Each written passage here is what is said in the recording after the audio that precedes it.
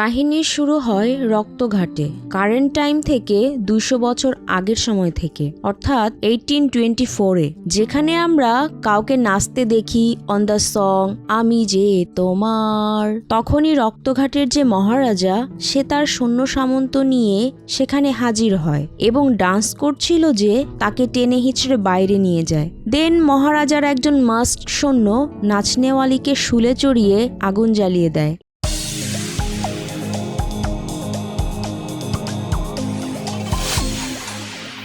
এ পর্যায়ে আমাদের কাছে মনে হয় যে ওই নাচনেওয়ালি মঞ্জলিকা ছিল, যাকে মহারাজা পুড়িয়ে মেরে ফেলে। হঠাৎ করে ওই নাচনেওয়ালির আত্মা ফ্লেম থেকে বেরিয়ে আসে, যার পরে ওই আত্মা মাস্ক পরা লোকটার মাস্কটাকে পরে নেয়। দেন আত্মাটা ওই মাস্ক মানুষটাকে মেরে ফেলে, যে তাকে আগুনে জ্বালিয়ে দিয়েছিল। এখানে সিন কাট হয়ে যায়। এখান থেকে কাহিনী 200 বছর পরে আসে, অর্থাৎ কারেন্ট টাইমে, যেখানে আমরা রোহানকে দেখি, যে কিনা রুহু বাবা সে যে ঘুরে বেড়াচ্ছে, আর তার সাথে তার অ্যাসিস্ট্যান্ট পিল্লুও রয়েছে। এ দুজন হচ্ছে ফ্রড, যারা এভাবে মানুষকে লুটে নেয়, যারা ভূত প্রেতে বিশ্বাস করে, অর্থাৎ ভূত তাড়ানোর নাটক করে আর মানুষের টাকা পয়সা সোনা দানা সব লুটে নেয়। একবার এভাবেই রুহু বাবা এবং পিল্লু তাদের ক্লায়েন্টের সাথে দেখা করতে যায় এবং ক্লায়েন্ট তাদের 2 নাম্বারই ধরে ফেলে। এই ক্লায়েন্ট আর কেউ না, মীরা, অর্থাৎ তৃপ্তি দিমরির ক্যারেক্টার এবং তার মামা ছিল। আসলে মীরা রক্তঘাটের রাজ পরিবারের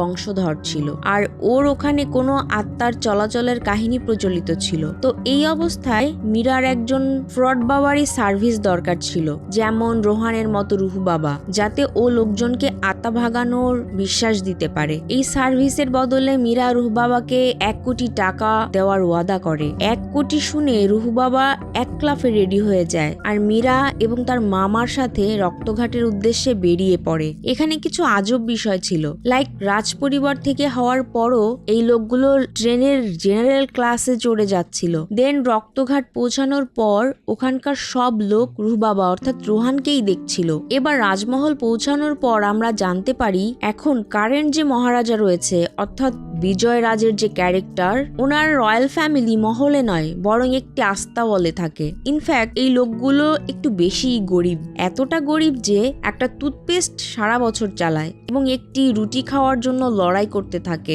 মহারাজের বডিগার্ড ফালাদ সিং, যে কিনা সারাক্ষণ হুইল চেয়ারেই থাকে, কারণ মহলে হয়তো মঞ্জলিকার আত্মা রয়েছে, এজন্য এদেরকে আস্তাবলে থাকতে হয়। এখন এদের গরিবি দেখে রুহু বাবার মনে প্রথম প্রশ্ন এটাই আসে যে মীরা তাকে 1 কোটি টাকা কিভাবে দেবে, যা শুনে মীরা বলে যে এই সব প্রশ্নের জবাব রোহান আজকে রাতেই পেয়ে যাবে। তো রাতে মীরা এবং রোহান মহলে যায়, যেখানে এদের সাথে রাজপুরোহিতের দেখা হয়। রাজপুরোহিত বলে যে আজ থেকে 200 বছর আগে রক্তঘাটের যে মহারাজ ছিলেন, তার একটি মেয়ে ছিল, যার নাম ছিল মঞ্জলিকা। মঞ্জলিকা সব বিষয়ে পারদর্শী ছিল, সেটা নাচ হোক আর অস্ত্র চালানো হোক। এরপর মহারাজার নিজের দাসের সাথেও একটি ছেলে ছিল, যার নাম ছিল দেবেন্দ্রনাথ। মঞ্জলিকা দেবেন্দ্রকে হিংসা করতে শুরু করে, কারণ মঞ্জলিকার মনে হতো ভবিষ্যতে হয়তো দেবেন্দ্র রাজসিংহাসনে বসবে। যখন রাজকুমার দেবেন্দ্র বড় হলো, তখন মহারাজা দেবেন্দ্রকেই সিংহাসনে বসানোর প্ল্যান করে।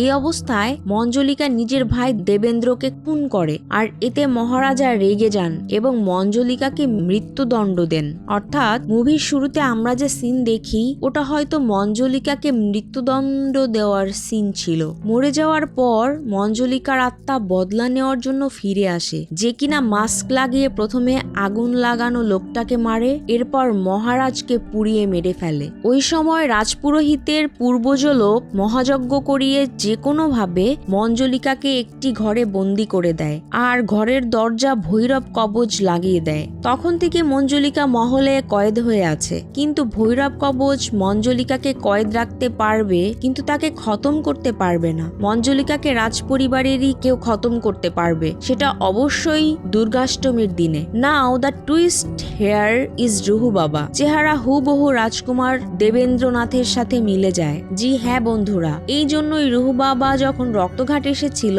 তখন গ্রামের লোকজন তাকে অবাক চোখে দেখছিল। আর রাজপুরোহিতের মতে রুহু বাবা অর্থাৎ রোহান হয়তো রাজকুমার দেবেন্দ্রনাথের পুনর্জন্ম হবে, যে কিনা মঞ্জলিকার আত্মাকে খতম করতে এসেছে। এসব শুনে রোহানের আজব লাগে। ইনফ্যাক্ট রোহানের সাথে মহলে কিছু অস্বাভাবিক বিষয় হতে থাকে, যার ফলে রোহান ভয় পায়। তখনই মীরা তাকে পার্সোনালি বলে যে তার এসব পুরনো গল্পে একদম বিশ্বাস নেই। কথা এরকম যে মঞ্জলিকার ভূতওয়ালি কাহিনীর কারণে কেউ এই মহল কিনতে চাচ্ছে না, আর এজন্যই রোহান নাটক করে দুর্গাষ্টমীর দিনে মঞ্জলিকার আত্মাকে খতম করার অভিনয় করে। তাহলে সবার ভরসা হয়ে যাবে যে মঞ্জলিকা চলে গেছে এবং ফাইনালি এই মহল বিক্রি হয়ে যাবে। ইনফ্যাক্ট এই মহলের মূল্য 1000 কোটি টাকা। এই টাকা মীরার পরিবার পেয়ে গেলে সেখান থেকে রুহু বাবাকে 1 কোটি দিয়ে দেবে। বেসিকলি এই যে রয়্যাল ফ্যামিলি যারা কিনা এখন গরিব হয়ে গেছে, এদের কাছে এদের এই মহলটি রয়েছে যার দাম 1000 কোটি টাকা, যার মাধ্যমে তারা আবার রিচ হতে পারবে। প্ল্যান অনুযায়ী সব রাজপরিবারের লোকজন মহলে শিফট হয়ে যায়, কারণ তখন রুহু বাবা অর্থাৎ দেবেন্দ্রনাথের রিইনকার্নেশন এসে গেছে তাদের বাঁচানোর জন্য। গ্রামের লোকজনও রোহানের রাজ্যাভিষেক করতে শুরু করে, কারণ তাদের হিসাবে তো রোহানই এখানকার রাজকুমার। তখনই এন্ট্রি হয় বড় পণ্ডিত, ছোট পণ্ডিত এবং পণ্ডিতের স্ত্রীর, যারা বলতে থাকে যে রুহু বাবা দেবেন্দ্রনাথের রিইনকার্নেশন নয়। আর এখানে কিছু কমিক সিন দেখানো হয় যেখানে রুহু বাবা তাদের কথায় তাদেরকেই ফাঁসিয়ে দেয়, পুনর্জন্মে খাজানা চুরি করার অপবাদ দিয়ে চাকরের কাজ দিয়ে দেয়। এই কমেডি অ্যান্ড প্লটস ইম্পর্টেন্ট না, এজন্য এটা আমি ইগনোর করে যাচ্ছি, সামনের গল্পে চলে যাচ্ছি। কিন্তু একটা বিষয় যেটা ইম্পর্টেন্ট সেটা হচ্ছে গ্রামে দুর্গাপূজার উৎসব চলছে, আর এখানে মঞ্জলিকার মূর্তিকে পোড়ানো হয়। তখন মহলে ওই ঘরটি খুলে যায় যেখানে মঞ্জলিকা বন্দী ছিল। জি হ্যাঁ বন্ধুরা, এটা কিভাবে হলো এটা তো আমরা এখন বুঝতে পারি না, কিন্তু এরকম হতেই পরের দিন আমরা মহলে বিদ্যা বালানের ক্যারেক্টারকে আসতে দেখি, যে কিনা নিজের নাম মল্লিকা বলে জানায়, আর সে ক্রাউন হেরিটেজ রিস্টোরেশন কোম্পানি থেকে এসেছে টু রিস্টোর দিস প্যালেস। এই কোম্পানি থেকে কৌশিক নামের কেউ আসার কথা ছিল, কিন্তু এন্ড মোমেন্টে কৌশিক লং লিভে চলে যাওয়ার কারণে মল্লিকাকে আসতে হয়েছে। মল্লিকা আসতেই আজব বিষয় হতে শুরু করে, লাইক রোহানের নাইটমেয়ার আসে।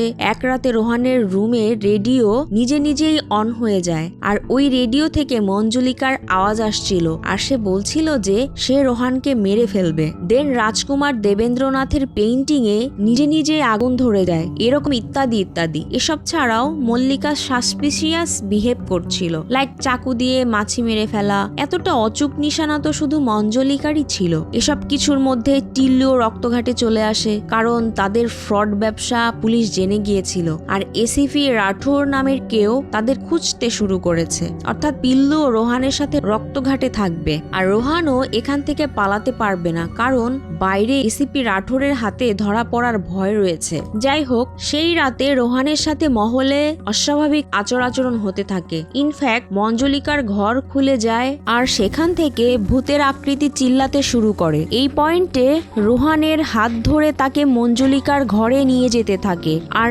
আমরা ভিউয়ার্সরা দেখতে পাই এই কাজটি পণ্ডিতের স্ত্রী করছে। যে অস্বাভাবিক গতিবিধিগুলো হয়েছিল সেসবের পিছনে ছোট পণ্ডিত, বড় পণ্ডিত এবং পণ্ডিতের স্ত্রী ছিল, আর এরা সবাই মিলে রোহানকে ভয় দেখাচ্ছিল। পোর্ট্রেট পুড়ে যাওয়া, রেডিওতে ভূতের আওয়াজ অথবা অন্য যে ভৌতিক বিষয়গুলো, সবই তাদের প্ল্যানিং প্লটিং ছিল। এখন প্রশ্ন হচ্ছে যে এই 3 জন এসব কেন করছিল?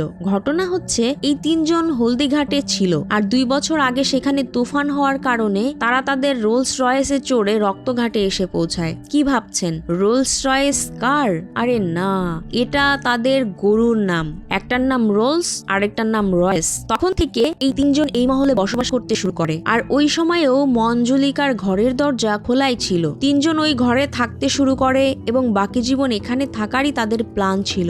ইনফ্যাক্ট তারা মঞ্জলিকার ঘরের দরজা আবার সিল করে দেয়, যাতে কারো সন্দেহ না হয় যে তারা এখানে বসবাস করে। কিন্তু রোহান আসার পর ঘরের দরজা খুলে যায়, আর তাদের ভান্ডা ফুটে যায় এবং তাদেরকে মহল থেকে বের করে দেওয়া হয়। এজন্য এই 3 জন মিলে রোহানকে ভয় দেখাচ্ছিল, যাতে রোহান এখান থেকে পালিয়ে যায়। কিন্তু মল্লিকার কারণে তাদের মুখোশ খুলে যায়। বেসিকলি এই ন্যারেটিভ সেট হয়ে যায় যে মহলে কোনো ভূত নেই। তো রোহান প্ল্যান করে যে সে দুর্গাষ্টমী পর্যন্ত ওয়েট করবে না, বরং কালই গ্রামবাসীর সামনে মঞ্জলিকার ঘর খুলে দিয়ে সেখান থেকে মঞ্জলিকার ভূতকে ভাগানোর নাটক করবে। অ্যান্ড সে মঞ্জলিকার অ্যাক্টিং করার জন্য মল্লিকাকে রিকোয়েস্ট করে। এরপর কি হয়, পরের দিন গ্রামবাসীর সামনে এই নাটক করা হয়। অলদো মল্লিকা একটু বেশি ভালো অ্যাক্টিং করছিল মঞ্জলিকার চরিত্রে। ইন দ্য এন্ড রোহান সবাইকে বলে যে মঞ্জলিকার আত্মা শেষ হয়ে গেছে এবং মহল এখন সম্পূর্ণ নিরাপদ। এই খবর রাজপুরোহিতের কাছে পৌঁছায় অ্যান্ড রাজপুরোহিত ওয়াজ নট হ্যাপি অল। যা কিছুই হোক, মহল কেনার জন্য লোক তো আসবেই। রিস্টোরেশন করার সময় একটা দেয়াল ভেঙে দেয়, যার পিছনে একটি সরু পথ বের হয়। এই পথ দিয়ে ভিতরে যেতেই একটি লুকানো ঘর দেখতে পাওয়া যায়, যেখানে আরেকটি দরজা ছিল, আর এই দরজাটিও ভৈরব কবচ দিয়ে লক ছিল। জি হ্যাঁ বন্ধুরা, দিস ইজ অ্যানাদার টুইস্ট। আর রাজপুরোহিত বলে যে দুর্গাষ্টমীর আগে এই দ্বিতীয় দরজাকে কোনো অবস্থাতেই খোলা যাবে না। ততক্ষণ পর্যন্ত রাজপুরোহিত রক্তঘাটের লাইব্রেরিতে গিয়ে এই বিষয়ে জেনে আসবে যে এই দ্বিতীয় দরজাটি কিসের এবং কার। এখন এই দ্বিতীয় দরজা নিয়ে প্রবলেম হচ্ছে, এটার ব্যাপারে গ্রামবাসী বা অন্য কেউ জেনে গেলে আবার মহলটি বিক্রি হবে না। এজন্য রোহান তৎক্ষণাৎ মহারাজাকে পটিয়ে ফেলে যে আজকে রাতেই তারা দ্বিতীয় দরজাটিও খুলে দেবে। আর কি, গভীর রাতে মহারাজার উপস্থিতিতে দ্বিতীয় দরজাটিও খুলে দেয়। আর এটা করতেই ঘরের ভিতর থেকে অনেক কাক বের হয়ে মহলের উপর উঠতে থাকে। এতক্ষণে রাজপুরোহিত লাইব্রেরি বই থেকে সব জেনে এখানে এসে পৌঁছায়। দরজা খোলা দেখে রাজপুরোহিত প্রচন্ড রেগে যায়। রাজপুরোহিত জানায় যে 200 বছর আগে রক্তঘাটের মহারাজের এক নয়, দুটি মেয়ে ছিল। একজনের নাম মঞ্জলিকা, অন্যজনের নাম অঞ্জলিকা। অঞ্জলিকাও মঞ্জলিকার থেকে কোনো দিক থেকে কম ছিল না। এখন যখন দ্বিতীয় দরজা খুলে গেছে, তো নিশ্চিতভাবে প্রলয় আসবেই। অন্যদিকে আমরা মাধুরী দীক্ষিতের ক্যারেক্টারকে দেখতে পাই, যে কিনা মহলের দিকেই আসছিল। এখানেই ইন্টারভাল হয়ে যায়। ইন্টারভালের পরে আমরা 200 বছর আগের সিন দেখতে পাই, যেখানে মঞ্জলিকা আর অঞ্জলিকা দুজনে রাজদরবারে নৃত্য করছিল। নৃত্য শেষে মহারাজ ঘোষণা করে যে তার পরবর্তী উত্তরাধিকারী হবে তার ছেলে দেবেন্দ্রনাথ। সেই রাজসিংহাসনে বসবে। এটা শুনে অঞ্জলিকা এবং মঞ্জলিকা দুজনে রেগে আগুন হয়ে যায়। এখানে আমরা দেবেন্দ্রনাথের স্ত্রীকেও দেখতে পাই, যার চেহারা মীরার সাথে মিলে যায়। কিন্তু এই প্লট আর কোথাও লিড করে না। আমি শুধু বিষয়টি আপনাদের জানিয়ে রাখলাম। কামিং টু প্রেজেন্ট টাইম, মাধুরী দীক্ষিতের ক্যারেক্টার মহলে এসে পৌঁছায় এবং নিজেকে সূর্যগড়ের মহারানী পরিচয় দেয়। সূর্যগড়ের মহারানী মন্দিরা দেবী। মন্দিরা এই মহলকে কিনতে চায়। এরপর আমরা মল্লিকা এবং মন্দিরাকে সামনাসামনি হতে দেখি, যেখানে দুজন দুজনের গলা চেপে ধরে। আর এই সিনকে দেখে এটা মনে হয় যে এরা দুজনই মঞ্জলিকা আর অঞ্জলিকা। ইনফ্যাক্ট এদের দুজনের দেখা হওয়ার পরই অনেকগুলো কাক মহলে ধাক্কা খেয়ে মারা যায়।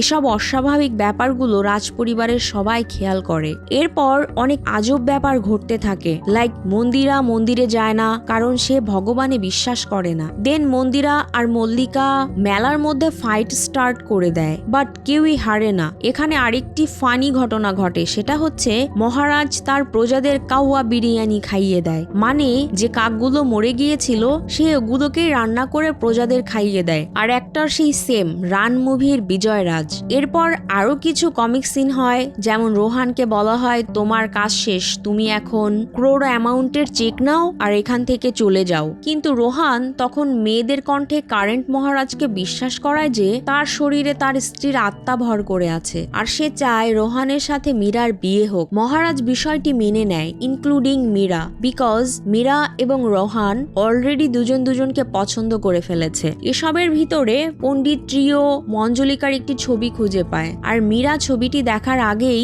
মল্লিকা ছবিটির উপর পেইন্ট ফেলে দেয়, যাতে করে চেহারাটি দেখা না যায়। এই অবস্থায় মীরা ছবিটি রিস্টোর করার জন্য শহরে পাঠিয়ে দেয়। এরপর একটি অস্বাভাবিক বিষয় ঘটে, মামাজির উপর একটি শাহী ড্রেস হামলা করে দেয়। আর সিন এভাবে দেখানো হয় যেন মনে হয় এ হামলা মন্দিরা করেছে, অর্থাৎ অঞ্জলিকা করিয়েছে। দেন মন্দিরা 1000 ক্রোড় দিয়ে এই মহলটি কেনার জন্য রেডি হয়ে যায়, কিন্তু তার শর্ত ছিল দুর্গাষ্টমীর দিনেই ডিল ক্লোজ করতে হবে, কারণ এটা একটি শুভ দিন। বাট মন্দিরা তো ভগবানেই বিশ্বাস করে না, তাহলে সে দুর্গাষ্টমীর দিনকে শুভ দিন কিভাবে মানছে? এই দুটো দুটো স্টেটমেন্ট খুবই কন্ট্রাডিক্টিং লাগে। তো যাই হোক, দুর্গাষ্টমী 2 দিন পর হবে, আর এই 2 দিন এই ভুতিয়া মহলে থাকা খুবই মুশকিল ছিল, কারণ রাজপরিবারের মানুষরা সবাই জেনে গিয়েছিল যে এখানে এখনো এই মহলে ভূত রয়েছে। তারা যে কোনো ভাবে তাড়াতাড়ি করে মহল বিক্রি করতে চাচ্ছিল। আর তখনই সিনে এন্ট্রি হয় ভিকি খান্না নামক একজন লোকের,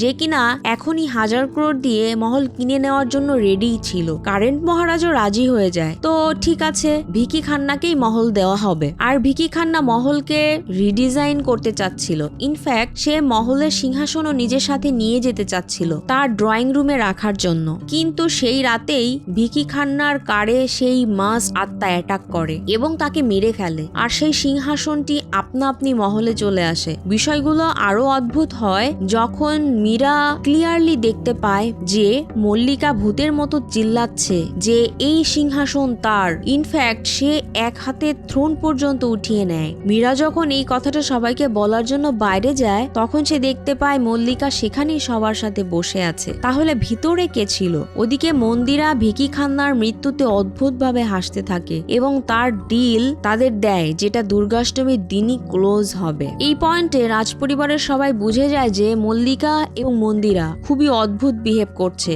অর্থাৎ দুজন নর্মাল তো অবশ্যই নয়। আর রোহান এবং মীরা তো এটা পর্যন্ত জেনে যায় যে এই দুজনের মধ্যে একজন মঞ্জলিকা। কিন্তু মঞ্জলিকা কে? মল্লিকা নাকি মন্দিরা? যাই হোক, এরপর রোহানের নাইটমেয়ারও আসতে থাকে, যেখানে মল্লিকা এবং মন্দিরা বোনের মতো করে খেলছিল আর দুজনেই নিজেকে মঞ্জলিকা বলছিল। দেন রোহান মাস্ক ঘোস্টও দেখতে পায়। ইনফ্যাক্ট সে তার রুমে মীরাকেও দেখে, যে কিনা ওর দিকে তাকিয়ে অদ্ভুত ভাবে হাসছিল।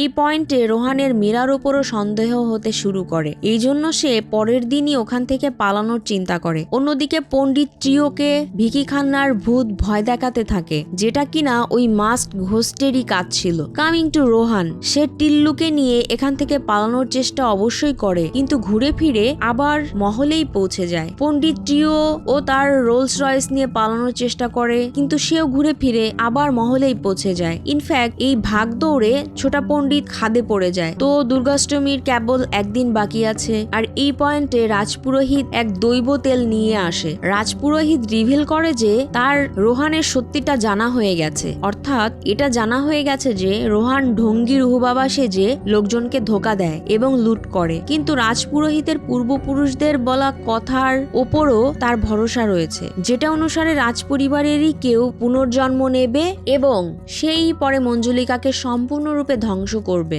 এই জন্য আগের মতোই রাজপুরোহিত মহাযজ্ঞ করার চিন্তা করে, আর ওই দৈব তেল দিয়ে আরেকবার ফির মঞ্জলিকাকে কয়েদ করার প্ল্যান করে। অন্যদিকে মঞ্জলিকার যে পেইন্টিং ছিল, যার উপর মল্লিকা পেইন্ট ঢেলে দিয়েছিল, সেটাও দুর্গাষ্টমীর দিনেই রিস্টোর হয়ে যাবে। তখন আসল মঞ্জলিকার খবর বের হয়ে যাবে। এখানে একটি কমেডি সিন ছিল যে বড় পণ্ডিত এবং তার স্ত্রী সেই দৈব তেল তাদের চুলে লাগিয়ে নেয়, যাতে তাদের উকুন মরে যায়। এর মধ্যে মীরা অদ্ভুতভাবে পোজেস হয়ে নিজেকে জ্বালানোর চেষ্টা করে, কিন্তু রোহান কোনো মতে তাকে জ্ঞান ফিরিয়ে আনে এবং বাঁচিয়ে নেয়। মীরা জানায় যে পোজেস হওয়ার আগে সে মন্দিরার সাথে বসেছিল। তো দুর্গাষ্টমী এসে পড়ে।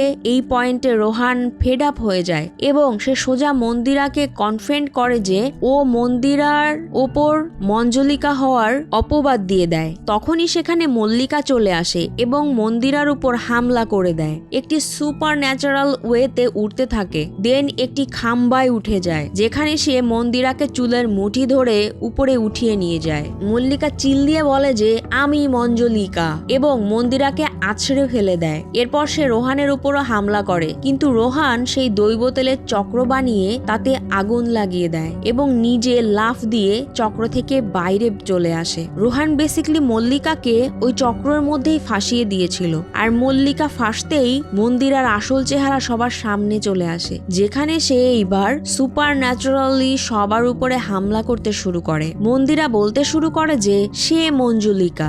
ইনফ্যাক্ট সে থ্রোনের উপর উঠে বসে যায়। মন্দিরা রাজপুরোহিতের উপরও হামলা করে। আর এখানে আরেকটি ফানি সিন হয়, যেখানে ছোটা পণ্ডিত ব্যান্ডেজ লাগিয়ে ফিরে আসে, অর্থাৎ সে খাদে পড়ে মরেনি, ব্যান্ডেজ লাগিয়ে ফিরে এসেছে। ঠিক এমন ভাবে এসেছে যেভাবে জওয়ান মুভিতে ওল্ড শাহরুখ খান এন্ট্রি নিয়েছিল, ব্যান্ডেজ লাগিয়ে ঠিক ওইভাবে। মিউজিকও জওয়ানেরই বাজে এখানে। ছোটা পণ্ডিত বেঁচে যায় ঠিকই, কিন্তু তার মেমোরি চলে যায়। আর এখানে আরেকটা ব্যাপার হয় যে মঞ্জলিকার যে পেইন্টিং রিস্টোরেশনের জন্য গিয়েছিল সেটা ফিরে এসেছে এবং পেইন্টিং এ ক্লিয়ারলি মঞ্জলিকার চেহারা ছিল। তাহলে কি মল্লিকাই মঞ্জলিকা? এই পয়েন্টে সবাই কনফিউজড হয়ে যায় যে রিয়েল মঞ্জলিকা কে আর ভূত কে। তখনই মল্লিকা এবং মন্দিরা দুজনের হুঁশ ফিরে আসে আর বলে যে তাদের দুজনের মধ্যে কেউই ভূত না, বরং ভূত অন্য কেউ। আর ভূত যেই হোক না কেন সে যেন সামনে আসে আর তার সত্যিটা বলে। তখনই আমরা সেই মাস্কওয়ালা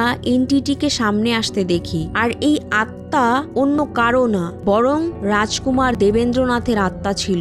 জি হ্যাঁ বন্ধুরা, এই ছিল কাহিনীর সবচেয়ে বড় টুইস্ট, যেখানে আমরা জানতে পারি যে পুরো মুভিতে আত্মা দেবেন্দ্রনাথের ছিল নাকি মঞ্জলিকার। কিন্তু এসব হলো কিভাবে? এখান থেকে কাহিনী পাস্টে 200 বছর পিছনে ওই টাইমে যায় যেখানে মহারাজ দেবেন্দ্রনাথকে উত্তরাধিকারী ঘোষণা করে দেয়। এই ঘোষণাতে মঞ্জলিকা এবং অঞ্জলিকা দুজনে হিংসায় জ্বলে যায় আর জ্বলনের চোটে দুজন চাকু নিয়ে দেবেন্দ্রনাথকে মারতে যায়। কিন্তু তারা দেবেন্দ্রনাথের ঘরে ঢুকে দেখে দেবেন্দ্র তো মেয়েদের মতো করে সাজুগুজু করে আমি যে তোমার গান গাচ্ছিল। অর্থাৎ দেবেন্দ্রনাথ কাইন্ড অফ মেয়ে ছিল যে কিনা ছেলেদের শরীরে ছিল। অর্থাৎ সে ছেলে ছিল কিন্তু ভিতর থেকে একজন নারীর মতো ফিলিংস তার মধ্যে কাজ করত। আর নিজের এই আসল রূপ সে আজ পর্যন্ত বাকি দুনিয়ার থেকে গোপন করে রেখেছিল।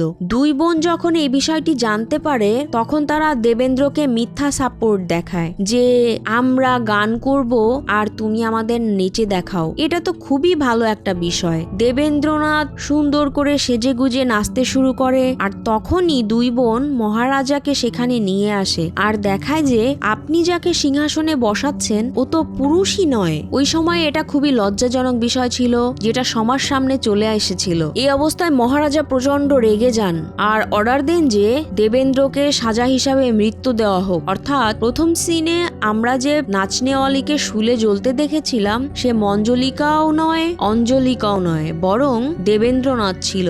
মহারাজ এখানে তার দুই মেয়েকেও সাজা দেয় কারণ তারা পার্সোনালি তাকে এই বিষয়টি জানাতে পারত, কিন্তু সিংহাসনের লোভে তারা সবার সামনে এগুলো উপস্থাপন করে বসে। মহারাজের হিসাবে তার 3 সন্তানের মধ্যে কেউই তার সিংহাসনের যোগ্য নয়। দেবেন্দ্র তো মরেই গিয়েছে, এখন মহারাজা এই দুজনকে তার দেশ থেকে বের করে দেয়, অর্থাৎ মঞ্জলিকা এবং অঞ্জলিকাকে। এখানে মহারাজ নিজেই মিথ্যা কাহিনী প্রচার করে যে মঞ্জলিকা দেবেন্দ্রকে মেরে ফেলেছে, এজন্য তাকে শুলে জ্বালিয়ে দেওয়া হয়েছে আর অঞ্জলিকার নামই ইতিহাস থেকে মুছে দেওয়া হয়েছে যাতে পরে কেউ অঞ্জলিকার ব্যাপারে কিছু জানতেই না পারে। তো মরে যাওয়ার পর দেবেন্দ্র এই মাস্কওয়ালা আত্মা হয়ে বদলার নেশায় মহারাজাকে মেরে ফেলে। রাজপুরোহিতের পূর্বপুরুষেরা মহাযজ্ঞ করে দৈব তেলের সাহায্যে দেবেন্দ্রনাথকে কয়েদ করেছিল, ওই ঘরটাতে আটকে রেখেছিল ভৈরব কবচ দরজায় লাগিয়ে। এখন আপনারা জিজ্ঞেস করতে পারেন 2টা ঘর কেন? 2 ঘরে এই ভৈরব কবচ দেওয়া ছিল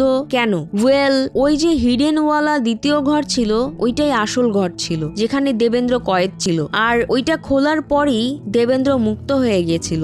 আর যেটা প্রথম ঘর ছিল মহলের মধ্যে ওইটাকে তো এমনি একটি রিপ্লিকা ক্রিয়েট করা হয়েছিল বাকি দুনিয়াকে দেখানোর জন্য, যাতে মঞ্জলিকাওয়ালা মিথ্যা কাহিনী ছড়ানো যায় এবং সবাইকে বলা যায় যে ওই ঘরের মধ্যে মঞ্জলিকা কয়েদ রয়েছে। তো দ্বিতীয় ঘরটি খোলার পর যা যা সুপার ন্যাচারাল ঘটনা ঘটেছে সবই দেবেন্দ্র করছিল। মল্লিকা আর মন্দিরা আসলে নর্মাল হিউম্যানই ছিল। খেলেই যে এরা দুজন actual reincarnation of Manjulika and Anjulika, and Rohan কারো রিইনকার্নেশন না, ওর শুধু চেহারা মিলে যায় দেবেন্দ্রনাথের সাথে। যেহেতু মল্লিকা আর মন্দিরা মঞ্জলিকা আর অঞ্জলিকার রিইনকার্নেশন, এই জন্য দেবেন্দ্র আত্মা প্রথমেই এদের মেলে ফেলতে চেয়েছিল, কিন্তু সে এদের সাথে একটু গেমস খেলছিল আর আজকে দুর্গাষ্টমীর দিন ঠিক নিজের মতো করে তাদের মারবে, অর্থাৎ আগুনে জ্বালিয়ে। তো প্ল্যান ছিল যে সে রোহানের হাতেই এদের মেরে ফেলবে, কিন্তু সে প্ল্যান ফেল হয়ে গেল এবং দেবেন্দ্র সত্যিটা সামনে এসে গিয়েছে। কিন্তু এই পয়েন্ট পয়েন্টে এসে নিজেই এখানে সব মানুষকে আগুনে জ্বালিয়ে মেরে ফেলবে। এরপরে দেবেন্দ্র চারিদিকে আগুন লাগিয়ে দেয় এবং নিজে নাচতে শুরু করে। সে দৈব তেলও ভেঙে ফেলে, কিন্তু নাচতে নাচতে সে ওই জায়গায় এসে পড়ে যেখানে দৈব তেল পড়েছিল। এই অবস্থায় দেবেন্দ্র দৈব শক্তির দ্বারা আটকে যায়। এখন মল্লিকা এবং মন্দিরার কাছে সুযোগ থাকে যে তারা দেবেন্দ্রর আত্মাকে আগুনে জ্বালিয়ে ওকে ফাইনালি খতম করে দেওয়ার, কিন্তু মল্লিকা এবং মন্দিরা এরকম করে না। ইয়েস, তারা বলে যে তাদের পুনর্জন্ম সেম মিস্টেক আবার করার জন্য হয়নি, বরং ভুলকে সংশোধন করার জন্য হয়েছে। দুজনে বলে যে দেবেন্দ্র যদি চায় তাহলে তাদের দুজনকে মেরে নিজের প্রতিশোধ নিতে পারে, বাট বাকিদেরকে যেন ছেড়ে দেয়। দেবেন্দ্র 200 বছর আগে এক ভুল শরীরে ফেসে গিয়েছিল, অর্থাৎ নারী হয়েও পুরুষের শরীরে ছিল। এরপরে 200 বছর ঘরে বন্দি ছিল। এখন তার সাথে আর অন্যায় করা যায় না। নিজের বোনদের ভালোবাসা পেতেই দেবেন্দ্র ইমোশনাল হয়ে যায়। আর এমনিতেও তো তার সিংহাসন পাওয়ার কোনো ইচ্ছা ছিল না, তার তো শুধু একটু নাচ করা আর বোনদের ভালোবাসা পাওয়ারই ইচ্ছে ছিল, যেটা সে এখন পেয়েছে। এই অবস্থায় দেবেন্দ্রর অশ্রুসিক্ত চোখের পানি পড়তেই তার মুক্তি মিলে যায়। তো ফাইনালি দেবেন্দ্রর আত্মা চলে যায়। আর কিছু সিনের এক্সপ্লেনেশন এখানে দেওয়া হয়, যেমন মল্লিকা ছোটবেলা থেকেই তার এই মহলের স্বপ্ন আসতো এবং বড় হতে হতে সে এই ধরনের জব করতে শুরু করে, যেটা তাকে এই মহল পর্যন্ত নিয়ে আসে। আর মন্দিরা, সে অ্যাকচুয়ালি মন্দিরা নয়, she is none other than ACP Rathore. জি হ্যাঁ বন্ধুরা, সেই এসিপি রাঠোর যে রুহু বাবা আর টিল্লুর ফ্রড ধান্দার পিছনে লেগেছিল, এবং তাদের পিছু করতে করতেই সে এখানে এসে পৌঁছায়। মন্দিরা হওয়ার নাটক করে টু ক্যাপচার দেম। তো যাই হোক, দুই বোন এখানে সঠিক সময়ে এসে দেবেন্দ্রর আত্মাকে শান্তি দেওয়ার ব্যবস্থা করে। এর সাথেই মুভিটি শেষ হয়ে যায়। তো এই ছিল ভুলভুলাইয়া 3 মুভির ফুল কাহিনী, যেটা খুবই স্ট্রেট ফরওয়ার্ড একটি গল্প। তারপরও আপনাদের মনে কোনো প্রশ্ন থাকলে কমেন্ট করবেন। তো আজকের ভিডিওতে এতটুকুই। ভিডিওটি ভালো লাগলে লাইক এবং শেয়ার করবেন। আমাদের চ্যানেলে নতুন হলে চ্যানেলটি সাবস্ক্রাইব করবেন, কারণ আমরা আমাদের চ্যানেলে এরকম ভিডিও আনতেই থাকবো। তো শেষ করছি, ভালো থাকবেন, সুস্থ থাকবেন, আল্লাহ হাফেজ।